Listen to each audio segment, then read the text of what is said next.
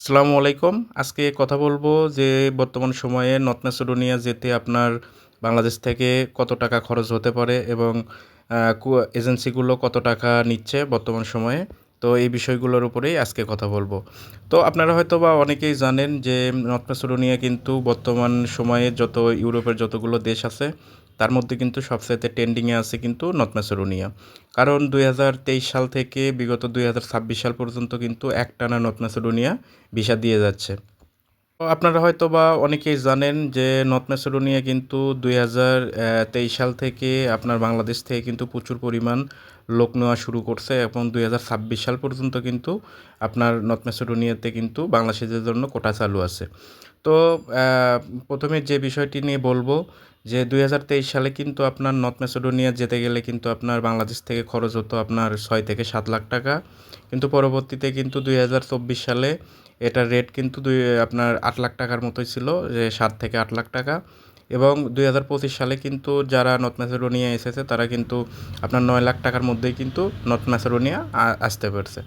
তো এখন বর্তমান সময়ে ২০২৬ সালে আপনার নর্থ ম্যাসেডোনিয়া আসতে বাংলাদেশ থেকে কত টাকা খরচ হতে পারে বা এজেন্সিগুলো কত টাকা নিচ্ছে, তো সেই বিষয়গুলোর উপরেই কথা বলবো।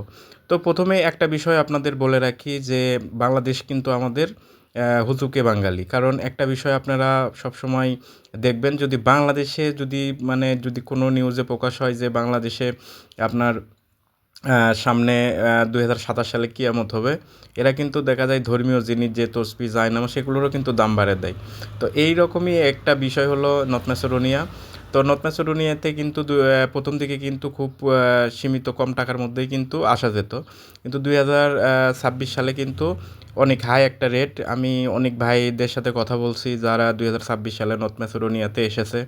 তো অনেকের কাছ থেকে যে পরিমাণ শুনেছি যে এটা কিন্তু একটা হাই কোয়ালিটির একটা রেট কিন্তু তারা কিন্তু নিচ্ছে। কারণ এটা কিন্তু আপনার নর্থ ম্যাসেডোনিয়া আসতে গেলে আপনার যে টাকার যে বিষয়টা, আপনি কত টাকা লাগবে এটা কিন্তু সম্পূর্ণ নির্ভর করে আপনার মাধ্যম বা আপনার এজেন্সির উপরে। আপনি যার মাধ্যমে নর্থ ম্যাসেডোনিয়াতে আসবেন এটা কিন্তু সম্পূর্ণ তার উপর নির্ভর করে।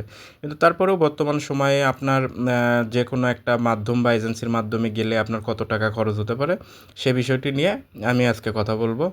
তো এখন বর্তমান সময়ে নর্থ ম্যাসেডোনিয়াতে আপনার যারা আসতিছে তাদের কিন্তু আপনার ১০ লাখ প্লাস কিন্তু রেট যাচ্ছে, বা ১০ লাখ টাকা, ১০ লাখ, কেউ ১১ লাখ, ১২ লাখ, আমি অনেকেই শুনেছি অনেকেও ১৩ লাখ টাকা দিয়েও কিন্তু নর্থ ম্যাসেডোনিয়া আসতেছে বর্তমান সময়ে। তো অনেক ভাই আমাকে বলেন যে ভাই আসলে নর্থ ম্যাসেডোনিয়াতে কি এত টাকা দিয়ে গেলে কি ভালো হবে না খারাপ হবে? তো আমি আজকে সেই বিষয়টি নিয়েই বলবো আপনাদের যে আপনারা কিন্তু আসার আগে অবশ্যই একটা বিষয় আপনারা খেয়াল রেখে আসবেন বা যাচাই বাছাই করে আসবেন যে আপনার কোম্পানিটা কি মানে সাপ্লাই কোম্পানি বা না রিয়েল কোম্পানি। যদি আপনার কোম্পানি রিয়েল কোম্পানি হয় তাহলে আপনার ১০-১১ লাখ টাকা বা ১২ লাখ টাকা দিয়ে এখানে আসলেও কোনো সমস্যা হবে না। কারণ এখন বর্তমানে নর্থ ম্যাসেডোনিয়ার যে বেসিক বেতন এ অনুযায়ী কিন্তু এটা কিন্তু আপনার আসলে কোনো লস হবে না।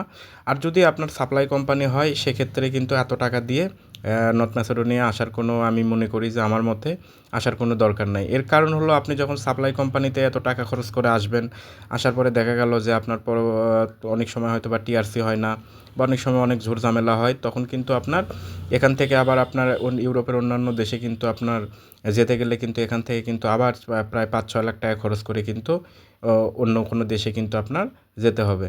তো তাই আপনারা যখন যেকোনো মাধ্যম বা এজেন্সির মাধ্যমে যখন আপনারা ফাইল জমা করে আসবেন, তখন আপনারা অবশ্যই এই বিষয়টি খেয়াল রাখবেন যে আপনার কোম্পানি সাপ্লাই কোম্পানি কি না রিয়াল কোম্পানি। এই বিষয়টি কিন্তু আপনারা অবশ্যই খেয়াল রাখবেন। আর আমার মতে ২০২৬ সালে ম্যাক্সিমাম সময়ে কিন্তু যারা আসতিছে বা যাদের অ্যাপ্রুভাল হইতেছে বা যারা স্ট্যাম্পিং পাইছে বা যারা ফ্লাইট করতেছে, আমি অনেক ভাইয়ের সাথে কথা বলছি এবং তারা কিন্তু প্রায় ম্যাক্সিমাম কিন্তু আপনার ১০, ১১, ১২ ঊর্ধ্বে হলে আপনার ১৩ লাখের মধ্যেই কিন্তু আপনার নর্থ ম্যাসেডোনিয়া আসতেছে। তো আপনারা বুঝে শুনে ভালো একটা এজেন্সির মাধ্যমে আপনার ফাইল জমা করেন। যদি রিয়েল কোম্পানি হয় তাহলে আপনার ১০-১২ লাখ টাকা এটা কোনো সমস্যা হবে না। তো আজকের ভিডিওটি আমার এই পর্যন্তই। যদি আপনাদের কোনো কিছু আরও জানার থাকে বা বলার থাকে আপনারা আমার কমেন্টে জানাবেন। তো সবাই ভালো থাকবেন। সবার জন্য শুভকামনা। আসসালামু আলাইকুম।